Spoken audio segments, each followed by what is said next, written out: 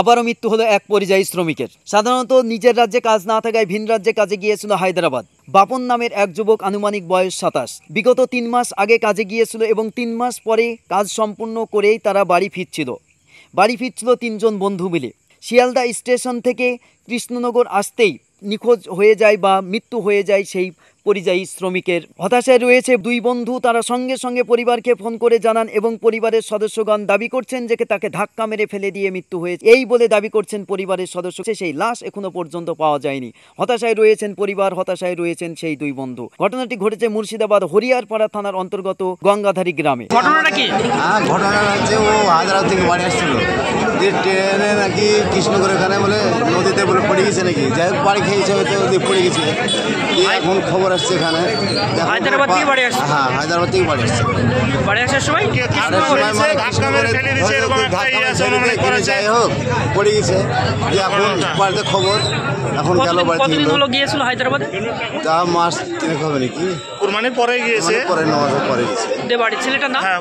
ছেলের নাম বাপন শেখ। বাড়ি কোথায়? লালু শেখ। বাড়ি গঙ্গাধারী ব্যাংকের মোড়। আর কোথায় পড়ে গেছে বললেন? কৃষ্ণনগর। বাবার নাম ইউসুফ শেখ। বয়স 27 বছর হবে, 26 থেকে 27 বছর। ওনার মানে বয়স 26 থেকে 27 বছর। পরিযায়ী শ্রমিক বিদেশে কাজে গিয়েছিল, বেঙ্গালুরুতে হায়দ্রাবাদে কাজ করে বাড়ি ফেরার পথে রেলে বাড়ি আসছিল।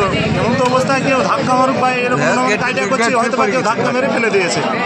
তার মৃত্যু হয়েছে কৃষ্ণনগরে। আপনাদের আনুমানিক ধারণা যে কে ধাক্কা মেরে ফেলে দিয়েছে? আমাদের অনুমানিক কেউ ধাক্কা মেরে ফেলেছে, তাহলে একটা সুস্থ ছেলে তো পড়বে না, সে সুস্থ অবস্থা বাড়ি ফিরছিল। আর ওর সাথে কেউ ছিল? ওর সঙ্গে যারা ছিল তারা সিটে বসছিল, আমাদের গ্রামের ছেলে সুমন ছিল, ওরা বলতে পারছে না যে এই টাইমে গেটের কাছে গিয়েছিল, বসেছিল।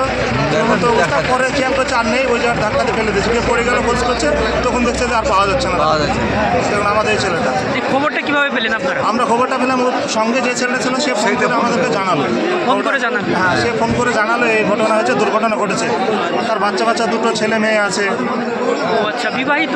হ্যাঁ, বিবাহিত। তার 2 বাচ্চা আছে, একটা বাচ্চার বয়স হচ্ছে 5 বছর, একটার বয়স ওই 1 বছর মতো হবে, 1.5 বছর। ওখানে কেউ গেছে? এখানে গ্রামের লোক গেল, দেখা যাচ্ছে আত্মীয় স্বজন তারা গেল, দেখা যাচ্ছে খোঁজ পাওয়া যায়, সন্ধান পাওয়া যায়।